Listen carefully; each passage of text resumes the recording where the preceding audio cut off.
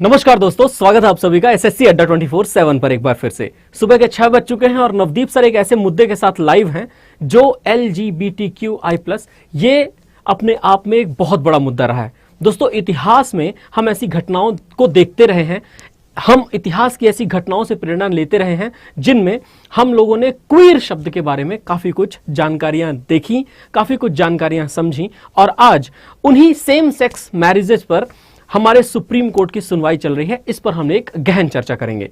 दोस्तों, जब कुछ सालों पहले प्रधानमंत्री मोदी की सरकार ने आईपीसी 377 को हटाया था, तो आईपीसी के 377 को हटाने के बाद यह बात कही गई कि जो भारत के अंदर सेम सेक्स मैरिजेस हैं वो सेम सेक्स मैरिजेस को अलाउ किया जाएगा, यानी समलैंगिक विवाह भारत में अलाउ कर दिए गए। परंतु दोस्तों, इसमें बहुत सारी टर्म्स एंड कंडीशंस हैं और वो बहुत सारी टर्म्स एंड कंडीशंस में ये भी है कि उसमें आप फिजिकल रिलेशनशिप्स नहीं बना सकते। अब दोस्तों, इस पूरी कहानी को अगर बेसिक और डिटेल से जानना शुरू किया जाए तो हम आपको बताएंगे सब कुछ, पर उसके पहले आप सभी को करना है अड्डा 24/7 का ऐप इंस्टॉल, जिसकी लिंक लगी हुई है हमारे डिस्क्रिप्शन में। वहां आपको मिलते हैं बहुत सारे बेनिफिट्स और साथ ही साथ दोस्तों उन बेनिफिट्स से आप कर सकते हैं अपने एग्जाम को क्लियर। देखो दोस्तों, एक बहुत बेसिक सी बात हम लोगों ने हमेशा चर्चा करते हुए देखी है कि no absolute concept of a man woman, supreme court ने गे मैरिजेस की हियरिंग में अभी हाल ही में कहा। और दोस्तों, ये न्यूज जो है, ये news parliament is the only constitutionally permissible forum to decide on the creation of new social relationship asserted the centre. मतलब कि अब ये पार्लियामेंट वर्सेस सुप्रीम कोर्ट में एक तरफ सरकार का पक्ष भी रखा जा रहा है, दूसरी तरफ सुप्रीम कोर्ट के जो 5 जजेस हैं वो सुनवाई के दौरान अपना पक्ष भी रख रहे हैं। अब इन जजों की अगुवाई कर रहे हैं जस्टिस DY चंद्रचूड़, और आप जानते हैं कि जस्टिस DY चंद्रचूड़ साहब प्रॉपरली अपने समझ और 4 अलग लोगों के मेंबर्स के एकदम सलाह से इन बातों को हल करना चाह रहे हैं। दोस्तों, 377 की एक जर्नी रही है भारत पे। अगर हम 377 की जर्नी की बात करें तो आप पाएंगे कि सेक्शन 377 ब्रिटिश इंडिया में 1861, आईपीसी 1860 में रखा गया था। दोस्तों, 1994 में one of the earliest efforts to decriminalize homosexuality by AIDS, Bhedbhav Virodh आंदोलन, ये किया गया। उसके बाद 2001 में नास फाउंडेशन ने सेक्शंस के कॉन्स्टिट्यूशनली चैलेंज होने पर एक बार चैलेंज किया दिल्ली के हाई कोर्ट में। दोस्तों, दिल्ली के हाई कोर्ट ने पिटीशन को ही डिसमिस कर दिया सन 2003 में। 2009 में एक बार फिर से यह मुद्दा खुला और 2009 में यह मुद्दा दिल्ली हाई कोर्ट ने डिक्रिमिनलाइज कर दिया होमोसेक्सुअलिटी को। सेक्शन 377 वायलेशन कह दिया कि आर्टिकल 14, 15 और 21 ऑफ कॉन्स्टिट्यूशन का। दोस्तों, 14 समानता का अधिकार, 15 भेदभाव नहीं होना चाहिए और 21 जीवन और दैहिक स्वतंत्रता का अधिकार। इन तीनों अधिकारों के अगेंस्ट बताया है सेक्शन 377 को। 2012 में सुप्रीम कोर्ट ने सेक्शन 377 के रिवर्सिंग वर्डिक्ट को अपहोल्ड किया, यानी कि रोका। और 2015 में शशि थरूर ने इंट्रोड्यूस किया था एक प्राइवेट मेंबर बिल कि इस होमोसेक्सुअलिटी को डिक्रिमिनलाइज किया जाए, और उस समय पर लोकसभा ने इसको क्वैश कर दिया था। बाकी 2016 की बात करें तो 5 LGBTQ एक्टिविस्ट सुप्रीम कोर्ट पहुंचे और 2018 में अंततः सुप्रीम कोर्ट ने हियरिंग शुरू की और होमोसेक्सुअलिटी को डीक्रिमिनलाइज कर दिया, यानी कि आईपीसी की 377 के अंतर्गत जो भी दंड के प्रावधान रखे गए हैं वो उन लोगों पर लागू नहीं होंगे जो लोग भी होमोसेक्सुअलिटी को प्रैक्टिस करते हैं। दोस्तों, यहां एक बड़ा इंपॉर्टेंट शब्द आता है जिसके बारे में मैं चर्चा करना चाहूंगा, और वो शब्द है क्वीर, या इसे क्वेर भी प्रोनाउंस करते हैं।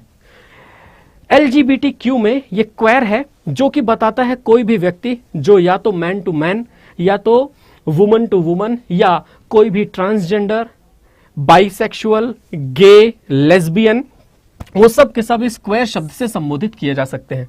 377 की फाइट तो आप लोगों ने देख ली, 377 को हटाने की फाइट तो देख ली, बट हाल ही में जो हीटेड चर्चाएं हुई हैं, उन हीटेड चर्चाओं में अगर आप देखें तो हिंदू लॉ बहुत सारी चीजों में आपको इन सभी सेक्शंस को डिक्रिमिनलाइज करने और हटाने के बाद थोड़ा सा परेशान जरूर करता है। जैसे मैं आपको एक एग्जांपल देता हूं। मान लीजिए कि हिंदू एक्ट के हिसाब से जब भी कभी कोई पति या पत्नी अलग होते हैं तो पति पत्नी के अलग होने की स्थिति में बच्चे पर हक पहले पति का होता है, और पति अगर किसी भी हाल में मेंटली अनसाउंड है या वो उस स्थिति में नहीं है कि वो अपने बच्चे का ख्याल रख सके, तो ऐसी स्थिति में वो पत्नी के पास बच्चा जाता है। अब मान लीजिए कि कपिल सिब्बल साहब की बात को सीधे सीधे समझें। कपिल सिब्बल साहब ने यहां पे कहा कि चूंकि आप कह रहे हैं कि होमोसेक्सुअल लोग साथ में रह सकते हैं, शादी कर सकते हैं, बच्चा अडॉप्ट भी कर सकते हैं, लेकिन जब वो बच्चा अडॉप्ट करेंगे और मान लीजिए कभी उनमें डाइवोर्स हुआ, तो उनमें से ये कैसे पता करेंगे कि उसमें से पति कौन और पत्नी कौन? ये क्वेश्चन कपिल सिब्बल जी का काफी वाजिब भी है। और इसमें अगर किसी एक व्यक्ति को पति या पत्नी बनाना है तो आपको पूरे के पूरे एक्ट सुधारने पड़ेंगे। जैसे जो मैंने आपको अभी मैरिज एक्ट की बात कही, हिंदू लॉ की बात कही, वो हिंदू लॉ या मैरिज एक्ट के अंतर्गत ये बात पति वाली लिखी हुई है। ऐसी अनेक बातें हैं जो अनेक बातें सुधारनी पड़ेंगी। तो दोस्तों, ये इतना भी सिंपल मुद्दा नहीं, ये काफी पेचीदा मुद्दा है। हालांकि chief justice of India DY Chandrachud साहब और चंद्रचूड़ साहब के साथ इसमें एसके कौल साहब, रविंद्र भट्ट साहब, हिमा कोहली जी और पीएस नरसिम्हा, ये चारों लोग और भी मौजूद हैं। तो आई होप कि आपको ये समझ में आ रहा होगा कि कितना बड़ा मसला है ये। बाकी चीफ जस्टिस ऑफ इंडिया जो हैं ये डिमांड को सुनते रहे। रोहतगी, मुकुल रोहतगी साहब जो हैं उन्होंने इनकी डिमांड रखी और स्पेशल मैरिज एक्ट के बारे में सुझाव दिया कि ये ना तो मैन ना तो वुमन, यहां पर शब्द स्पाउस लिखना चाहिए। स्पाउस का मतलब होता है बेटर हाफ, स्पाउस का मतलब होता है अर्धांगिनी या अर्धांग। ऐसा कोई भी व्यक्ति जो शादी कर लेता है, शादी करने के बाद जो बेटर हाफ है या जो दूसरा व्यक्ति जिसके साथ उसने शादी की, उसे स्पाउस ही कहा जाए। चाहे वो अभी भी हम अगर अपने वाइफ को कहते हैं तो स्पाउस ही कहते हैं, वाइफ भी हमें स्पाउस ही कहते हैं।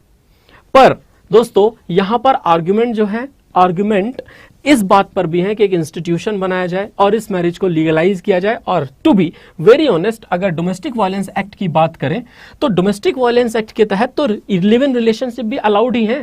तो फिर क्या दिक्कत है किसी के साथ रहने में? सुप्रीम कोर्ट ने इस बात को सुना। हालांकि जस्टिस डीवाई चंद्रचूड़ के अपने बयान कुछ अलग ही हैं इसमें कि स्पेशल मैरिज एक्ट का इंटेंट क्या है, किस तरीके से बायोलॉजिकल मेल और बायोलॉजिकल फीमेल जिस तरह से एक साथ मिल जाते हैं, वैसे ही बायोलॉजिकल मेल और बायोलॉजिकल मेल कैसे मिलेंगे, बायोलॉजिकल फीमेल और बायोलॉजिकल फीमेल कैसे मिलेंगे। हाँ, लोगों की ये एक अपनी पसंद हो सकती है कि हो सकता है किसी भी एक जेंडर वाले व्यक्ति को सेम जेंडर वाला व्यक्ति पसंद आ जाए, परंतु सेम जेंडर वाले व्यक्ति के पसंद आ जाने के बाद लाइफ कितनी चैलेंजिंग होने वाली है या हमारे कानूनों के मुताबिक किस तरह से कौन कौन से प्रावधान ऊपर लागू होने वाले हैं, ये तो एक कठिन मसला जरूर हो जाता है।